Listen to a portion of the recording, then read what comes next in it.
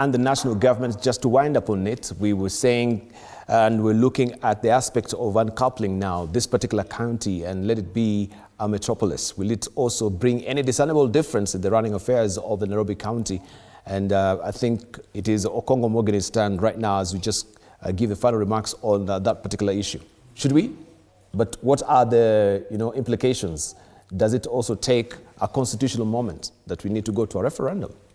Mm-hmm. Yeah, first I think Honorable Member for Nandi Hills must be knowing two Mogenis. There's one who shouts and the real one who come. I don't know why I met him. I was with him in Washingishu the other day, and I was as calm as ever. So that is the true Mogeni.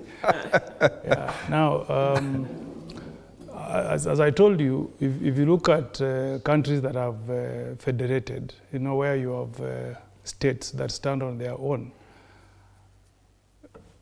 you have a metropolis. Like I said, there is the Australian Capital Territory in Canberra. That's where the government is, and national government funds it, and it ensures it's clean, it's well planned.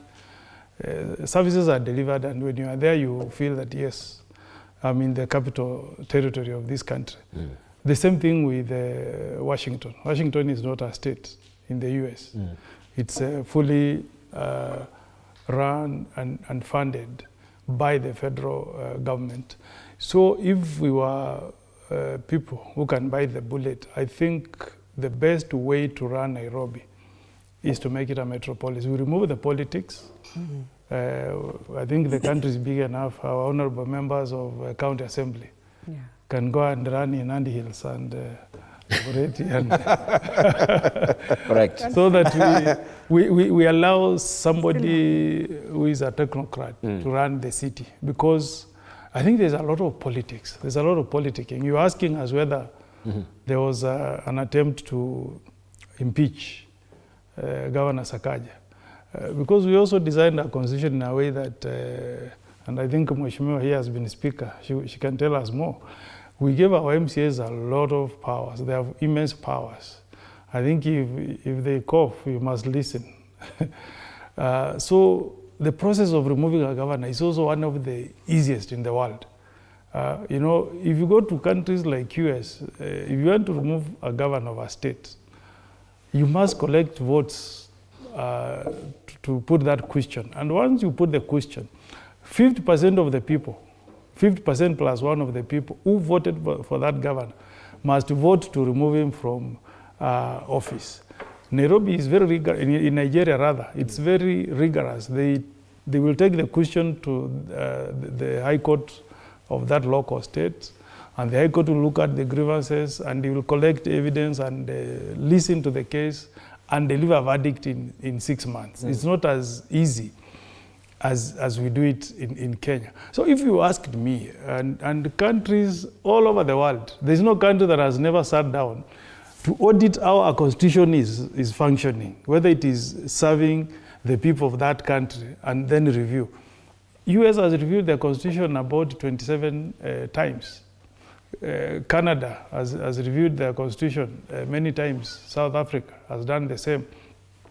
Australia, as latest as last year, we had the Ubuntu declaration going through a referendum, though it didn't go through. But in this country, we feel like if you're making a proposal, for example, to remove the county of Nairobi, it will be so politicized that no president has the courage to push that agenda through.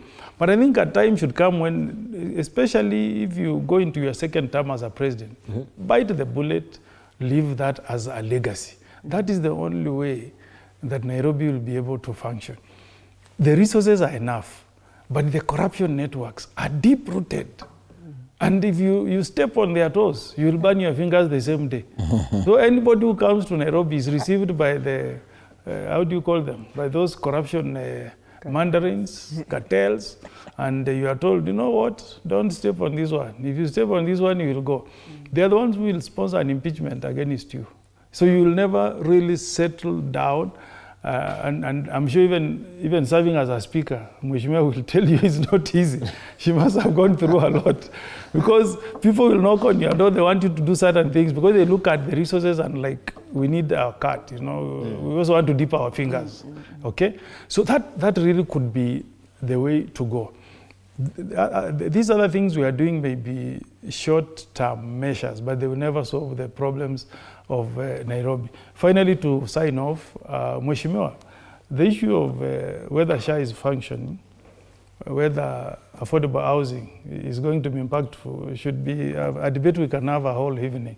But partly because SHA is not functioning is the reason why President Ruto is staring at a one term. Because I travel to my county every weekend. You get horrendous stories about SHA. People go to hospitals and they are told your card is not working because the network is down.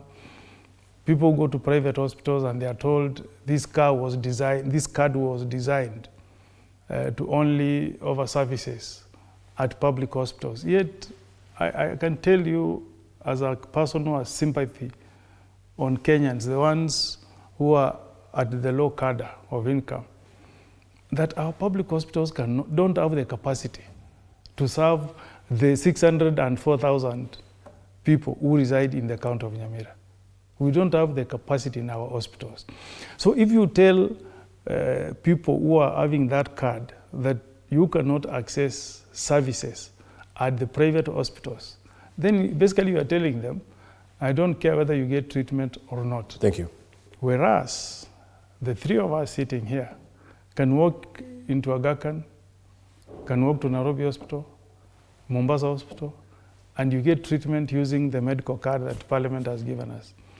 Why can't we be sympathetic enough, Dibal, to do the same with the people who voted for us? If we want SHA to be a universal health coverage, let us have defined benefits for everybody who has a SHA card. You tell them you will access medical services where you will best be treated and attended. If it's a private hospital, so be it. If it's in a public hospital, well and good. But to deny Kenyans an opportunity, because you are saying if you have SHA, you can only get access to medical services at public hospitals, is a disservice. Thank you. Right, thank you. You want to